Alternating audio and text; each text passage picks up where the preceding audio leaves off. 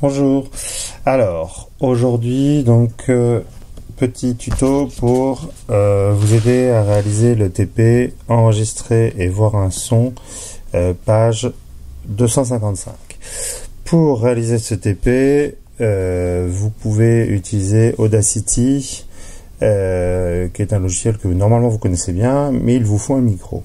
Si jamais vous avez des difficultés à installer Audacity, à utiliser un micro, ou bien si vous souhaitez essayer autre chose, d'un peu nouveau et d'un peu intéressant, vous pouvez utiliser l'application Fifox, qui est l'application libre et gratuite, réalisée par une université allemande, donc ne contient pas de publicité, et qui permet d'utiliser l'intégralité des capteurs physiques de votre téléphone pour le transformer en un outil de mesure. Alors vous n'avez pas forcément tous les capteurs, vous n'avez pas forcément de magnétomètre, etc., mais vous avez quand même un certain nombre de capteurs dans votre téléphone, et notamment vous avez forcément un micro. Alors, pour le TP, vous allez utiliser aujourd'hui la section acoustique, voilà, ici, et vous allez utiliser mesure du son, ici. Dans le TP, il s'agit d'enregistrer des sons pour les voir et les comparer selon qu'ils sont aigus ou graves, et éventuellement d'arriver à calculer leur fréquence. La fréquence d'un son, c'est sa hauteur. Vous savez peut-être que le La de l'orchestre c'est 440 Hz, ça veut dire que c'est un son qui vibre 440 fois par seconde. Voilà, et ça c'est ce qui caractérise un son, c'est sa fréquence. 440 Hz pour un La, le La plus aigu va être à 880 Hz, donc la fréquence caractérise un son, à savoir s'il est aigu ou grave. Pour visualiser votre son, pour l'enregistrer, il faut tout simplement appuyer sur le petit triangle et réappuyer sur pause pour figer une image. Je vous montre, je vais donc siffler, l'enregistrer.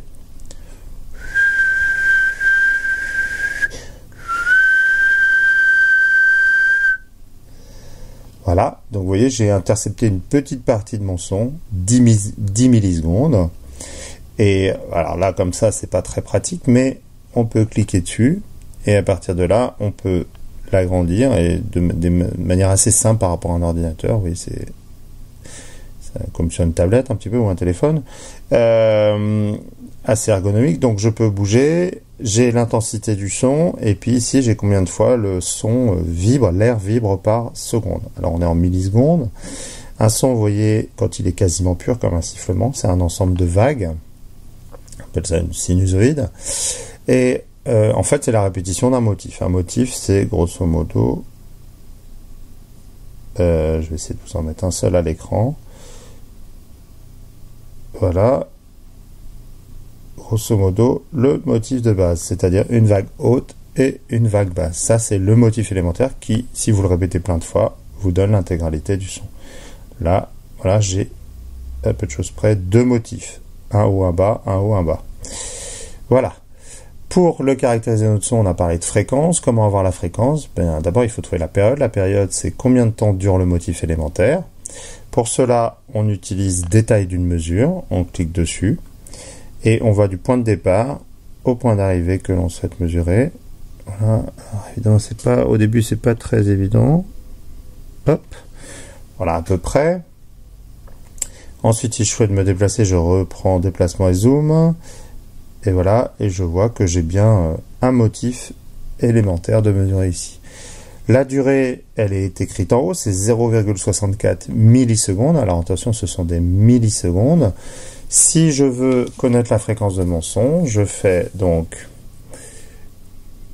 1 divisé par la période, donc 64 millisecondes, 0,64 millisecondes. Donc 0,64 exposant moins 3, puisque je passe en secondes, et je trouve 1562 Hz. Voilà. C'est-à-dire que le son oscille 1562 fois par seconde. Mon sifflement là, Voilà. Et bien à partir de ça, vous pouvez enregistrer plusieurs sons, les visualiser, mesurer leur fréquence, etc. Et vous pouvez réaliser le TP 2, page 255. Sur ce, je vous souhaite une bonne semaine